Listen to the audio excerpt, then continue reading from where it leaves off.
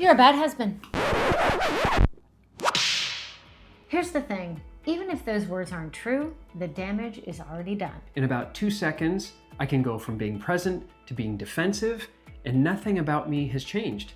And yet we can spend the next hour arguing about who I am instead of what I did. And that's exactly what labels do in relationships. And so today we're going to talk about why phrases like good husband, Bad wife, good girl, good father. are some of the most damaging phrases you can say to the people that you love the most. So grab a pen and let's begin. Cheers. Cheers. Hey everyone, we're Jeff and Ellen, relationship coaches, and today we're talking about labels. Yeah. The good ones and the bad ones, either way, they don't do well in relationships. So let's talk about why this is a problem. I know being married to you for so long, this is something you've talked a lot about. Your frustration with the overuse of labels to identify people, and that we just cast them out and throw them on people. Everything from you're good at this, you're bad at this, or just a label of you're such a narcissist, you're such a mean person. Any kind of label you've always talked about is problematic. It's problematic because it just puts people in a box. And once you're in that box, it's really hard to get out of that box because you haven't put yourself in that box. Actually, even if you do put yourself in that box, it's hard to get out of that box. You know, if you're identifying, you know, this is who I am and this is what I do, it's just a limiting belief. Yeah. And so we could talk about self-limiting beliefs and putting ourselves in boxes is one thing. But I think it's the attachment to the labels that other people give us. And I think it's those that are really damaging, and it usually stems from childhood. No one wants to be a bad boy or labeled a bad girl. No one wants to be labeled a failure, you know, or you're a mess up. Like, no one wants that. Or you're mean, or you're a jerk, or you're self-centered.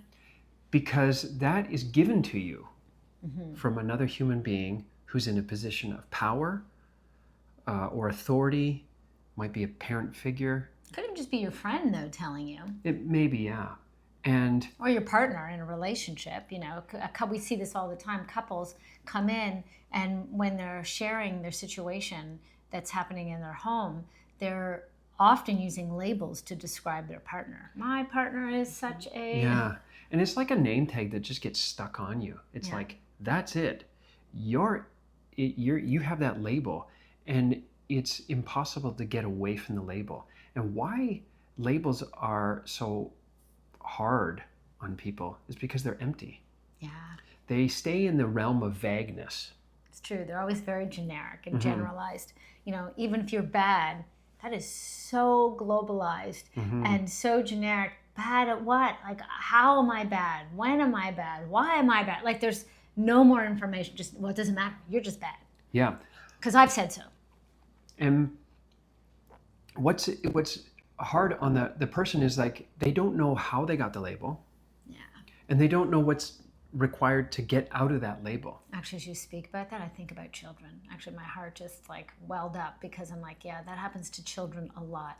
Parents label their children and do you're a good girl, you're a bad boy. Well, I know that you spoke about that in the past, about having the label of a good girl, right? That your desire always to be a good girl. A good girl and a smart girl. Yeah, I needed the label of smart too. So if you're given the label of being a good girl, it can be confusing for a young mind of like, how do I get that? Like, what is it that what is the things that I'm doing in the world that gives me this label of a good girl?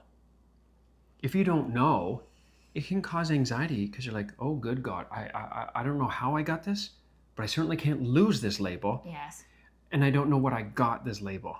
And the real confusing part comes in if you do a behavior similar, or so you think is similar, but it didn't earn you the good label. The conditions changed. Yeah. And you're like, why? How? I don't understand. It creates a lot of stress and anxiety within our own selves. This happens in the workplace, and I have a lot to say about this, is that... Well, go ahead, honey. Well, just in feedback, when people say, good job, okay. Yeah. Right? What is the good job? It's meaningless. You know, if a boss comes in and goes, hey, thumbs up, good job. Like, how do I action on that? What makes it difficult is it's like the success or the good job is based on something. It's not communicated to the employee, No. but then the employee has to keep doing that. Like, oh God, I don't know how I got the good job label. What do I do? Oh God, I'll because just keep doing what I'm doing and cross my fingers, hoping it gets me that title yeah, again. the evaluation is in someone else's hands, Yeah. and that person can change that label when they want. Yes. Oh, I love what you said, because that means if I take my joy from the label you have given me, then Yeah. run away. Runaway scene. If I take my joy from the label you've given me, I just gave you the power. And you are the controller now. Yeah. And now all my energy unconsciously, not all, but now I'm going to start diverting energy to pleasing you, because I want that label back. Yeah. Yeah. How the other side of this is that people defending a label that they have attributed to them. I'm a good girl. And therefore, it doesn't matter what you think of me, I am the good person. Oh, right? I see this a lot in relationships, because what often happens is one partner in particular, it could be both, but often it's one, and they live in their own construct of life where they have declared, I'm a good person. It's not even debatable. I have set the standard. I have satisfied myself that I'm a good person. I have that person, that person, that person, that person. Or it may not even be that person. It might be a vague, no one else has a problem with me. No one else has ever said anything about what I've done before, as if they've polled a whole bunch of people, right? It's just this vague, no one else has a problem with me. Yes. So kind of therefore, approach. I'm good. So it can't be me because I'm good. So if you're having an issue with my behavior, it must be something within you. You should go get that looked at. Yes, because I have the label of a good human being. Yeah. So Right? you're untouchable now. Yeah. Yeah. And then pointing to other people that they're a villain. Yeah. You have to do backflips and have rainbows coming out of your butt to have that label change. What is it that needs to get done to get that label? It's not just some good behavior. It's got to be a whole bunch of behavior to change the valuation of other people. Actually, and that's hard. And you see this with a lot of very controlling, self-absorbed, maybe narcissistic leaders. They're quick to point a label onto you, because then now I've taken the power. I've said, you're a crook. And I've given you the label, and now what happens? I force you into having to defend yourself. Now your energy goes into defending versus any kind of negotiation or finding out that I don't know as much as I think I know. Yeah. When people are pointing fingers and making that label, it's really trying to pull the focus off of them onto the other person. Yeah. Look over there at that human being, Yeah. so that you don't look here at this human being, because I don't want you to see what I'm doing. I'd rather point the fingers of all the problem people out there. And, I grew up in a household like this, that, it was challenging to talk and address behaviors, because then it would become, if I'm such a bad father, and then, of course, feeling bad as if I've said that label. No, wait. That's not what I'm not saying, that you're a bad father. So then I move to silence. Right. And if the bad father label gets attributed, so then I'll just, forget it. Don't worry about it. No, it's all, no, good. Right. Right. I like that, though, because what you're pointing out, though, is sometimes we'll cast the label on ourselves to strengthen our position and to divert attention. And so these labels can be used back and forth as a means to direct attention away, to distract, to almost absolve us of responsibility Yes. for the impact that we're having on other people. Yeah. And, I've had many clients talk about this, but, one recently who wanted to have the label of being a good person. Mm-hmm. And when I inquired about what does it mean to be a good person, it was challenging to have that conversation, because what are the components that make up a good person have not been detected. They haven't been brought to conscious awareness. And so it highlights that our desire just to get the label, that I'm a good human being. But we don't know what makes up that.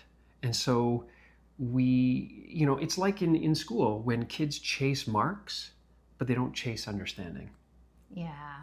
They want a 90, but they don't have the actual knowledge, Yes. the wisdom inside them Yeah. to represent that number. Yes. And so this is really challenging about helping other people grow. Because when we label them, you're a villain, you're a good girl, you're a bad girl, we stay in the clouds, the vagueness. It's almost unhelpful for the other person. It's like a boop without any clarity of how that happened. I love that. And whether it's a good label for children or a friend or a partner, or a bad label for another human being, we won't grow out of this. And why those labels are so damaging, because they identify who the person is. And so therefore, if I label you, this is about who you are as a human being, not the behavior you did. It's who you are. And that just promotes shame. Yeah. Because there is an inherent flaw in you. Or if it's a positive label, everything's golden. It's all nothing bad. There's nothing, you don't do any behaviors that anyone complain about. Let's just skip over. Don't look there. Don't look there. No, don't look over there. Look, see? Oh, everything is rosy. It's all peaches and cream and everything is great, right? So it's so superficial. It's not grounded in any authenticity, not even in the present moment. But that is some people's parenting style. My kids are great. You're great. You do nothing wrong. If something happened, there's a good reason, but it's not your fault. And then these kids grow up thinking they're amazing, but there actually is no substance. And so they have competency wounds. Yes. They don't grow into being competent in skills. And therefore confident. Yeah. And so they grow have up this with insecurity. They have the label only. Yes. And then they hold on to that label with a fist. I have to hang on to this label. Well, who wants to come off of that pedestal? That would be an ouch. So That's then a crash. when you jump ahead to adulthood and then people say, can I give you some specific feedback? No. Oh, no, we don't want specific. Nope. Yeah. You're controlling. Yeah, you don't know what you're talking about. Yeah. And so we discredit the other people because they want us to talk about the behavior and the impact that we have on other people. Yeah. So for our children, because this is really important for parenting, instead of claiming something was a good boy or a good girl or a bad boy and a bad girl, that does nothing to help the specificity. Yes. Doesn't help in employees either. No. Hey, good job, bad job. Doesn't help in your marriage. No. You're a good husband or a bad husband. Mm-hmm. I should also point out too, because as you're talking about, it's not helpful for people who receive the label, but maybe we could just spend a minute talking about it. It's also not helpful for the person giving the label. Because if I say, good job, and then I'm like, why? I am also lacking clarity. I also don't know how do I get the good job label in return. I also don't have the benefit of how, when you're clear and you understand what's happening, it means I have had to learn how to see life through more specificity. Yeah. And that actually provides a great deal of richness, a great deal of wisdom, a great deal of excitement to your life. And so when we keep ourselves in that vague cloud of casting out the label, it doesn't help us as well. Yeah, you're right. That's a really good point. maybe it's just easier not to invest, to not be specific, to not look, to not be granular, and just half-ass go, yeah, good job. Whew, thank God that's over. Oh, I had to give the good job speech, Yeah. Oh, and then it's over with. No more is asked of me. Yeah. But to say, but what do you mean good job? Like, what was it about the job that I did that was good, right? And so that really is moving into the solution here, which is we're moving from a label, a number, a symbol, a representation, and talking about behavior. Because labels identify who the person is, and that is where shame grows out of. Focusing on behavior is where people feel accountable. People feel seen, either positive or negative. And while some people may feel guilty for that behavior, behaviors can change. Yeah. Labels don't. And I like the metaphor you used. The label makes us feel like we're put in a box. And when we talk about behaviors, now we're on a spectrum. Yeah. And we can easily slide along a spectrum. Yeah. But a box, it's really hard to get out of. Totally. And it feels very cramped inside. Totally. They're like some other condition, someone else has the power to get you out of that box. Yes. So focusing on behaviors brings us into conscious awareness of here's what is, here is what happened in the impact. And so if it's a good behavior that I want to give to you, instead of like, hey, good job, I would bring more specificity to say, hey, by the way, when you put the kettle on and you made me a drink, that made me feel loved. Thank you, I really appreciate that. That strengthens our bond. Or I might even... That's talking about the behavior, not like, oh, you're a good wife. Yeah. Empty, right?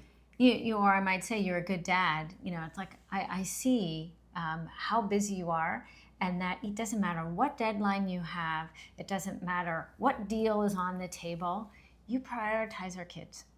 If they need you, you pause everything else. And I know the pressure, I know the stress, I know what's going on in the background, and you act calm and present with them. Mm-hmm. That takes a lot. I really appreciate that. That's actually showing a lot of love to our kids. So bringing that kind of specificity about behavior and then the impact of that behavior. Yeah. And in the corporate world, the positives, it's important that you talk about behavior and impact. Hey, you closed 2 deals and that was because you did 25 calls today. Great job. Do that again. But also to talk about the formatives to say, hey, when you ignored this customer, it had this impact. The customer came to my office to complain. And so the employee knows behavior, positive impact, but also behavior, negative impact. That's how people grow, learn, that they become aware of the impacts that their actions have, either on themselves or on other people in the shared reality space. Yeah. And so that's why speaking about behaviors to other people, whether it's a child, your partner, people at work, it's important to be specific about what behaviors they're doing, because behaviors can change. I might do something that pisses you off, but let me just quickly change that. Let me fix that. Let me address that now so that I don't continue to keep pissing you off. Like, why would I keep doing that behavior again? Let me know. Hey, when you do this, that bugs me. I don't want to be overly tied to my behavior, going, oh, this is the one and only way I behave. I'd be like, oh, well, then let me update. Let me just do something else, right? And then you make it easy. You make change easy. You make learning, growing, expanding easy. Mm-hmm. Changing the focus from labels to behaviors means you don't have to get it perfect right away. Just become more conscious so that you can change the culture of what you talk about with your partner or the people that live in your home.